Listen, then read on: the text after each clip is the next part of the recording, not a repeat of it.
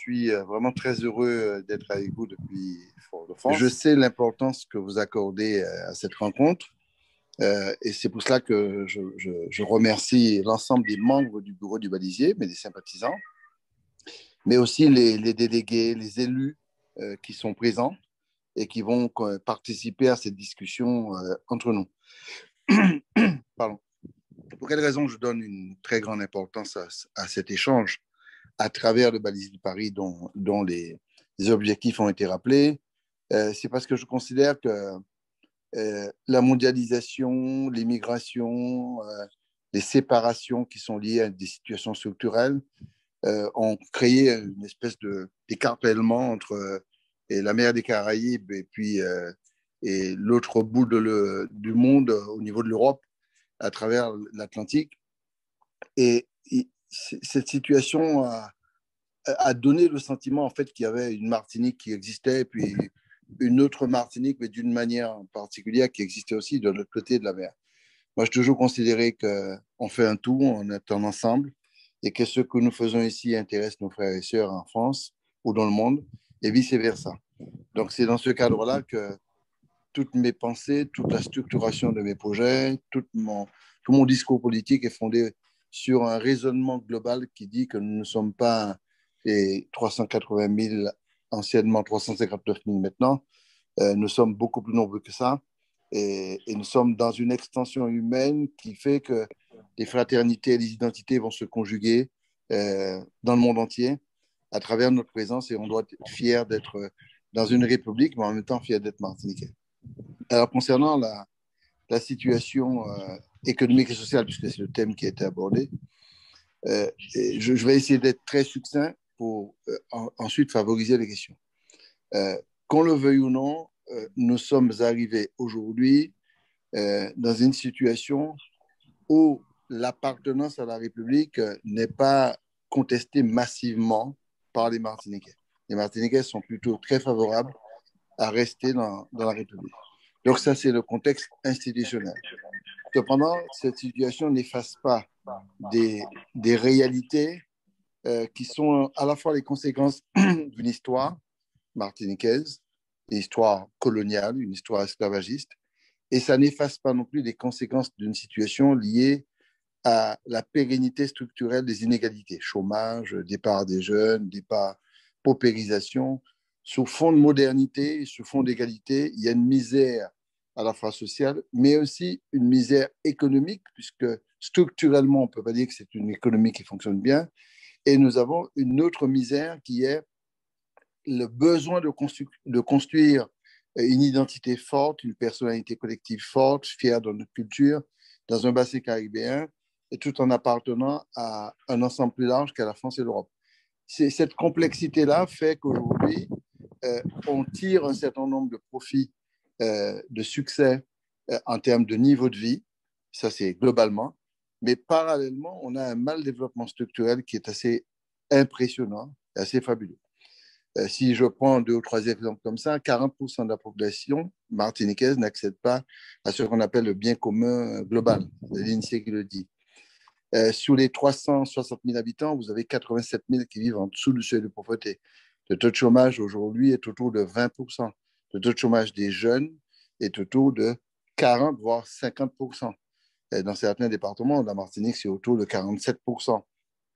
La situation du décrochage scolaire est très importante. C'est pratiquement le double que par rapport à ce qui se passe au niveau national. L'accès aux besoins primaires, notamment la question du logement, est réduit considérablement. La question de la démographie est très préoccupante puisqu'on passe de 390 000 habitants à 359 000 habitants. On a perdu 3 000 habitants par an. Et ça va se poursuivre. C'est à la fois le double effet de l'immigration par le baby-boom des années 60 et qui a fait chuter la fécondité. C'était l'objectif de Debré quand il a créé le baby-boom. Et en même temps, le manque de structure de développement et de dynamisme économique, je résume rapidement. Et donc, on a des conséquences sur le système économique. On est dans un système économique d'importation massive. 80% de ce que nous produisons est importée. Et deuxièmement, on est dans un système qui se modernise, qui a beaucoup de jeunes qui font les efforts pour s'installer, pour investir, etc. Mais en même temps, qui est quand même dominé par une économie dite de monoculture. On prend l'exemple de l'agriculture. La diversification agricole répond à 20% de notre demande seulement. C'est très faible. Donc, qu'est-ce qui se passe? La France a essayé à plusieurs reprises de trouver des solutions dès 1946, la loi de départementalisation, pour initier toute une série de politiques de défiscalisation, d'accès à l'égalité par petites doses. L'égalité n'a pas été donnée comme ça. Mais la structure économique ne change pas du tout et ne permet pas d'instaurer une nouvelle démocratie économique. Ce que j'appelle nouvelle démocratie économique, c'est de permettre à tout un chacun, quelle que soit son origine, sa couleur de peau, d'accéder au droit au progrès, droit à l'investissement, droit à la richesse, droit à la création de richesse, que ce soit dans la culture, dans l'art, dans l'agriculture, dans l'agro-transformation, dans la biodiversité, dans le numérique, etc., etc., etc. Ce droit-là n'a pas été abordé. Le droit à l'égalité, oui, mais le droit à une différenciation de politique de développement, non, pas clairement. Et l'article 73 ne donne pas beaucoup d'éléments. Et deuxièmement, ce droit qui est inhérent à la personne de pouvoir exister en dehors des conséquences de la colonisation et de l'esclavage n'est pas abouti. Ce qui fait qu'il n'y a que ceux qui auront toujours et qui vont développer. Ce n'est pas un discours anti-Béquet, c'était un discours lucide, quoi. Je m'exprime très souvent là-dessus. Alors, est-ce qu'il y a actuellement des pistes et des solutions? Et je vais conclure là-dessus. Je pense qu'il y a des pistes qui sont en train de s'ouvrir considérablement. Moi, je pense qu'on peut sortir de l'économie de dépendance, de consommation liée à des importations massives progressivement en instaurant les conditions juridiques, législatives, réglementaires, financières, fiscales et d'accès aux fonciers et de promotion de la diversification agricole pour qu'on puisse augmenter le volume de production interne au pays de ce qu'on consomme et parallèlement faire de l'exportation qui soit venant en plus par rapport au rhum classique et à la banane. Je pense aussi qu'on peut avoir une politique de relance économique de l'investissement. Juste une petite parenthèse. Aujourd'hui, a développé depuis 5 ans un arrêt des politiques d'investissement qu'on avait mises en œuvre. Et Josette Manet et moi, qu'on était à la tête du département de la région, et ils ont réduit l'investissement de moitié pratiquement, et simplement sur le paradigme de sortir avec beaucoup d'excédents. Cette année, ce sera 200 millions d'euros d'excédents. L'an dernier, c'était autour de 100 millions, 87 millions exactement d'excédents.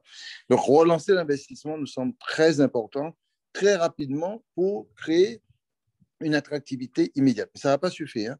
Je pense qu'il y a un plan de développement qui peut être mis en œuvre sur une durée de 10 années, de contractualisation et de conventionnement avec l'État, sur une série de choses qui pourraient demain matin être des secteurs porteurs d'attractivité économique. Je pense au numérique, je pense à la biodiversité, je pense à l'énergie, et je pense à tout ce qui tourne autour de la santé, je pense à l'agro-transformation, et je pense aussi à tout ce qui est du domaine de la recherche lié au développement intégré sur les filières de base. Le cacao que nous avons relancé, je m'excuse de prendre lapidaire et de prendre quelques exemples comme ça rapidement. Le cacao qu'on est en train de relancer en Martinique, c'est une bonne chose. Le café Arabica Typica qu'on est en train de relancer en Martinique, c'est une très bonne chose. Nous l'avons commencé, ça a un peu avancé et ça repart, notamment avec l'éventualité d'arrivée de Jacques Vabre, qui est une liaison transatlantique. La dynamique de relancer le café qui est très demandé, mais avec une transformation locale. Je pense aussi qu'on peut mieux s'inscrire dans la Caraïbe. La loi que j'ai portée à l'Assemblée nationale pourrait permettre de signer des accords de partenariat et que terre caribéenne et terre d'Europe entre les Amériques Nord, Sud, Centre et l'Europe pourrait nous permettre d'être un hub de transformation très important à partir de nos matières premières de base, mais aussi de matières premières importées et transformées. Donc, on peut avoir un projet structurel de modification, mais cela ne peut passer, je prends un exemple pour démontrer la chose. Actuellement, les productions vivrières et maraîchères ne sont posées que sur des terres qui sont enfouies. Ce sont des terres dans les jardins créoles. Il n'y a pas d'organisation de la production très puissamment. Dans le rapport chlordécone que j'ai fait, je propose que 30% des terres en friche, donc des terres qui ne sont pas utilisées aujourd'hui, mais qui sont très arables et qui ne sont pas chlordéconées, pourraient être affectées à la diversification agricole. Le drame, c'est que ces terres-là appartiennent à une catégorie. Comment faire pour que cette catégorie consacre autant à la diversification agricole et pas seulement à la banane. Je rappelle simplement que le POSEI, qui fait 130, le POSEI sur le programme spécifique pour l'aide agricole, fait 130 millions d'euros, 80-85%, c'est consommé par la banane et le rhum. Hein. Donc, si on ne met pas les terres, on ne met pas les moyens pour accompagner, comme on accompagne la banane à l'exportation, à la production interne, ça ne va pas. Mais pour pouvoir imposer 30% soit affecté, il faut une réglementation. Et je ne prends que cet exemple-là. Donc, on peut sortir par le haut, et si on fait preuve d'imagination et de perspicacité, pour avoir un développement structurel qui remette en cause le système actuel du développement économique, le modèle actuel du développement économique qu'il faut changer. La dernière chose, et je termine, je m'excuse encore une fois sur le côté synthétique, au-delà même de l'économie, de la relance de l'investissement, au-delà même de la relance structurelle de l'économie sur 10 ans, il y a un enjeu qu'on ne prend pas en compte. Ne prenez pas ça comme une attitude séparatiste, mais la France aujourd'hui, dans mon point de vue, boot. C'est du créole. Hein. Et quand on dit la France boot, la France n'a plus de perspective, n'a pas d'idées nouvelles. Quand je parle de la France avec respect, je veux dire les gouvernements et la République, ils n'ont plus de solution. À la limite, on pourrait dire, et pourquoi pas, heureusement, que toutes les solutions ne viennent pas de Paris. Et est en train de naître en Martinique, et en Guadeloupe certainement, une espèce de revendication du droit à l'initiative, de prise en compte des misères qui existent, des pauvretés qui existent, des difficultés sociales, hein, mais en même temps, est en train d'émerger, peut-être à travers nous, les progressistes, le besoin de l'instauration de droits à l'initiative économique locale, avec un droit à différenciation législative ou réglementaire. C'est-à-dire, les lois qui sont appliquées nationalement peuvent être adaptées localement en Guadeloupe, adaptées localement en Guyane, adaptées localement en Martinique, de manière différenciée, à l'initiative des institutions locales, sur tout ce qui est de la compétence de collectivité. Je ne parle pas des compétences régaliennes hein, des États. Je pense que si on obtient ça, ça va nous permettre de construire des politiques locales. Parce qu'en fait, mes interlocuteurs au niveau national, quoi, à part ceux qui s'en foutent complètement de l'outre-mer, il y a beaucoup qui nous disent qu'il faut que ça émane localement. Et c'est exactement ce que Césaire a demandé depuis 63 ans. Ça émerge localement. De ce fait, je pense qu'on peut tenir la main sur les politiques d'investissement qui soient pas strictement liées à ce qui est voté au Palais Bourbon, qu'on met en application bêtement et méchamment. La dernière chose, c'est l'homme, la culture et le Martiniquais. Il faut qu'on arrête de se perdre. On est en train de nous perdre. Premièrement, démographiquement parlant, ça chute. On avait prévu 600 000 personnes en Martinique. C'est le contraire qui se fait. Dans quelques temps, on sera à 300 000. Donc, 20 ans à peu près, on sera à 300 000, si ça continue comme ça. Donc, il y a des actions majeures à mettre en place. Et en Martinique, je prends l'exemple de la démographie, il faut relancer la politique de la stabilité démographique, de l'attractivité, de la fixation. Il faut qu'il y ait un lien très puissant entre ceux qui sont dans le monde entier, y compris à Paris et en Martinique, pour qu'on puisse faire revenir le maximum de personnes. C'est pour ça que je veux installer à Paris une maison de la Martinique et pas seulement un CMT Martinique. Et de telle sorte qu'on installer la même chose en Martinique pour travailler sur le retour des Antillais qui veulent revenir, des jeunes qui veulent investir. Il faut, de mon point de vue, s'attaquer à un autre enjeu extrêmement important, c'est la jeunesse, parce que ce n'est pas normal. Donc, j'ai beaucoup de propositions sur la jeunesse formulées dans le programme que j'ai mis en œuvre. Et troisième chose, nous devons nous attaquer aussi aux problèmes structurels qui nous touchent, comme chlordécone. Et c'est la faute de l'État, c'est reconnu, les tribunaux sont en train de se prononcer, c'est la faute des planteurs de l'époque qui ont importé cette production, parce qu'il y a une monoculture qui influence politiquement, mais il faut absolument qu'on puisse sortir par le haut nous-mêmes. Ce n'est pas la peine de dire toute la journée, il y a 12 000 hectares de terre chlordéconée sans qu'on ait un projet de sortie de la chlordécone. Je prends cet exemple-là. Pour terminer, c'est la culture et l'identité. Nous devons absolument progressivement restaurer ou maintenir ou consolider et notre art, notre culture, notre capacité à produire et à créer. J'ai reçu récemment des personnalités qui travaillent sur la commercialisation web, la commercialisation numérique et de nos musiques. Nous avons une musique magnifique. Je ne prends que ça, hein, pour prendre un exemple encore. Oui, mais quand on vend les disques de Mona ou de Dédé Saint-Prix ou de Kali sur le web, vous savez combien ces gens perçoivent? 0,01% du prix de la vente. Bon.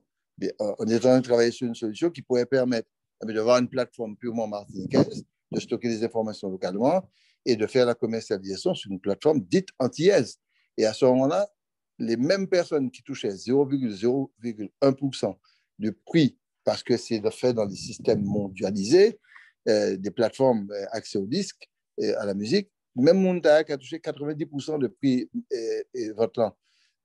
Ne serait-ce que ça montre bien, premièrement, une initiative, deuxièmement, une indépendance d'esprit, et troisièmement, une logistique mise en place pour les Antilles et la Martinique. Ce n'est pas pour ça qu'on insulte la République de prendre cette initiative-là. Donc, dans le domaine de l'art et de la culture, il faut restituer le créole. Il faut absolument, au-delà même de tout ce qu'on peut gagner comme science de la culture, faire reconnaître devant l'UNESCO les musiques traditionnelles que nous avons, y compris nos danses traditionnelles comme le belay. Il faut nous faut absolument tirer un meilleur profit de ce qu'on appelle la richesse en matière de biodiversité. On ne peut pas dire que 80% de la biodiversité française se trouve dans l'outre-mer et qu'on n'a aucun système d'organisation pour tirer profit de cette biodiversité, pas seulement pour la richesse moléculaire d'une plante ou d'un sol ou de choses marines ou sous-marines, mais aussi pour le savoir-faire et l'usage qu'on a, notamment sur la pharmacopée. Le Vierapi qui est un bon exemple. Et troisième chose, on ne peut pas dire que l'outre-mer, c'est une situation mondialisée où 97% du surface maritime française se trouve dans l'outre-mer et se contenter de dire ça. On est planté comme un pied coco que je vois devant moi là.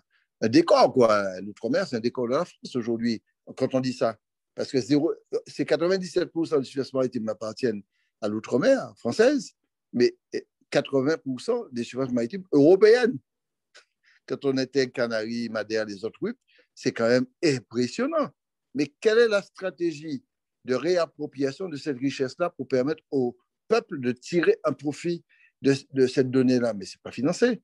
Et mon dernier amendement à l'Assemblée nationale, qui exige qu'il y ait une évaluation de l'apport écosystémique, c'est-à-dire de l'apport en service écologique de la nature au monde, la forêt guyanaise, la Polynésie marine, etc., etc. Personne ne répond à ça en France. Hein. Par contre, on peut vous dire que vous êtes déjà vous êtes dans la République, c'est bien, mais moi, je ne me contente pas de ça. Je veux aussi être dans la République pour tous les droits qui existent, parce que le peuple a décidé de partager ça, mais j'ai envie aussi de m'organiser et que les politiques maintiennent mon patrimoine, mon lien, mon histoire, et que ce n'est pas pour ça que je suis ni raciste ni séparatiste. Au contraire, c'est ensemble qu'on pourra le faire. Bon, la dimension culturelle est fondamentale. Et pour conclure, pour faire tout ça, mes chers amis, et c'est pour ça que je suis très content que le balisier s'exprime sur ça, s'il n'y a pas d'outils politiques capables de mener tout ce que je viens de dire là, c'est pas la peine. Et on compte sur vous pour nous soutenir. Merci.